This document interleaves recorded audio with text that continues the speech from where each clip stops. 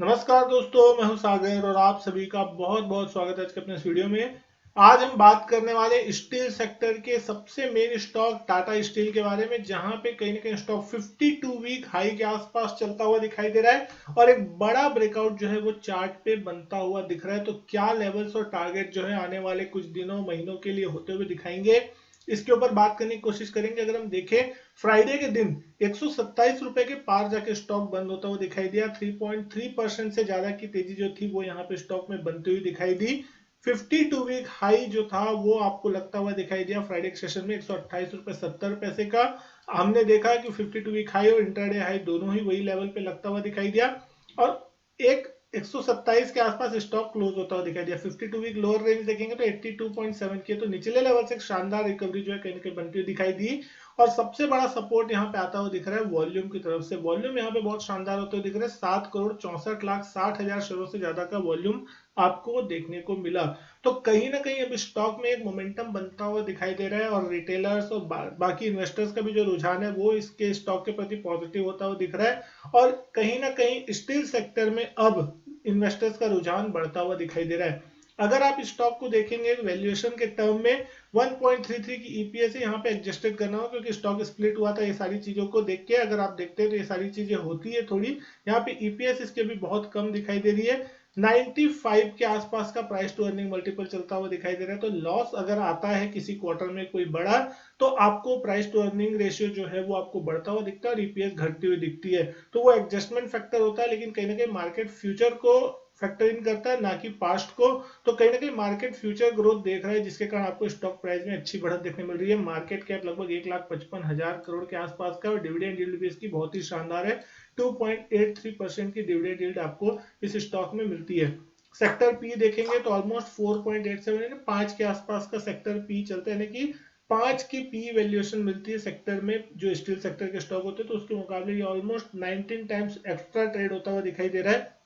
95 का पी चलता हुआ दिख रहा है। लेकिन चार्ट्स पे अगर आप देखेंगे इस स्टॉक को किस तरीके का मोमेंटम बनता हुआ दिख रहा है, तो आप देखेंगे कि कहीं ना कहीं डबल टॉप जैसा जो पैटर्न बना था, हमने जो देखा था पिछले साल यहाँ पे लगभग जनवरी के महीने में इस साल, और उसके बाद अगस्त के महीने में, तो वो दो लेवल जहां पे रेजिस्टेंस बना था लगभग 124 रुपए के आसपास का, हमने देखा अभी अगस्त में भी रिसेंटली 1 अगस्त को यहाँ पे टॉप आउट हुआ था। एक करेक्शन आया 115-16 तक और उसके बाद फिर से एक स्ट्रॉन्ग रिकवरी जो देखने मिली और फाइनली फ्राइडे के सेशन में यहाँ पे आपको एक बड़ा वॉल्यूम ब्रेकआउट जो है बनता हुआ दिखाई दिया।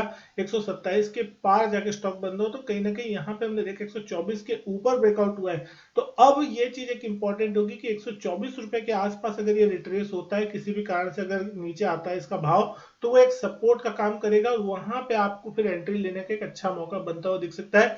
इंपॉर्टेंट ये है कि क्या वो ये स्टॉक वापस नीचे आएगा या नहीं आएगा, लेकिन डेफिनेटली अगर यहाँ से अगर हम चार्ट्स पे देख रहे हैं तो इसका जो पहला टारगेट कहीं ना कहीं बनता हुआ दिखता है, जो कि आपको देखने मिलेगा अप्रैल 2022 के आसपास के लेवल, जो कि 138 137 के आसपास के थे।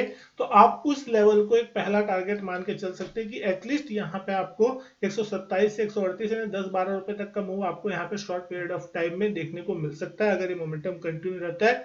138 के लेवल के आसपास रेजिस्टेंस है, अगर वो लेवल निकाल लेता है तो फिर ये स्टॉक अपने जो लाइफ हाई है, जो कि लगभग हमने देखा था अगस्त 2021 के आसपास लगे थे 152 153 के आसपास के, उस लेवल की फिर हम बात करते हुए दिखाई देंगे। तो कहीं ना कहीं आपको ये अगले टारगेट्स के लिए आप बेट कर सकते हैं। यहाँ पे कहीं ना कहीं स्टॉप लॉस की अगर हम बात करें तो 124 का जो लेवल था, जिस लेवल को यहाँ पे इसने ब्रेकआउट दिया, उसी के आसपास मोटा मोटी 120-22 का लेवल अगर आप मानते हैं तो उसको स्टॉप लॉस के लिए रख सकते हैं, क्योंकि डेफिनेटली सपोर्ट के आसपास ही अगर मान के चलते हैं कि अगर सपोर्ट पे रुक जाएगा, ऐसा नहीं होता, वो 2-3 रुपए नीचे जाता ही जाता है, ताकि जिन लोगों ने यहाँ पे बाई किया उनका स्टॉप लॉस कटे, फंसे लोग, और उसके बाद फिर स्टॉक कहीं ना कहीं घूम जाता है। तो कहीं ना कहीं थोड़ा डीप स्टॉप लॉस रखना यहाँ पे जरूरी होगा, कम से कम 5 से 7%, क्योंकि आपको देखने को मिल रहा है कि 100-125 रुपए की रेंज का स्टॉक है। तो कहीं ना कहीं इन स्टॉक्स में वॉलेटिलिटी बढ़ जाती है। इंट्राडे में कहीं ना कहीं थोड़े बड़े मूव जो है 4-5% के स्टील सेक्टर के स्टॉक में आना कोई बहुत बड़ी चीज नहीं है।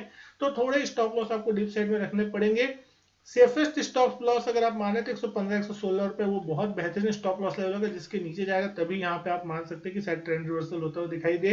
क्योंकि पिछले 3-4 महीनों में अगर आप निचले लेवल्स देख रहे हैं 100-102 रुपए के आसपास एक अच्छा सपोर्ट बना है और वहां से ये स्टॉक धीरे धीरे सही लेकिन ऊपर जाने की कोशिश करता हुआ दिख रहा है और लगातार पॉजिटिव ट्रेंड पे ही चलता हुआ दिख रहा है। हायर टॉप हायर बॉटम के फॉर्मेशन लगातार बन रहे हैं और यहाँ जिस तरीके से आज ब्रेकआउट होता हुआ दिखाई दिया है फ्राइडे सेशन में, वो कहीं ना कहीं आगे स्ट्रॉन्ग मोमेंटम की तरफ इशारा करता हुआ दिख रहा है। तो अब क्या टारगेट हो सकते हैं दोस्तों, कितना दिन में ये स्टॉक में जो टारगेट देखने मिल रहा है 135, 140 से 150 तक के, कमेंट करके जरूर बताइएगा। वीडियो अच्छी लगे तो लाइक करें, शेयर करें, चैनल नहीं किया सब्सक्राइब तो चैनल सब्सक्राइब जरूर करें।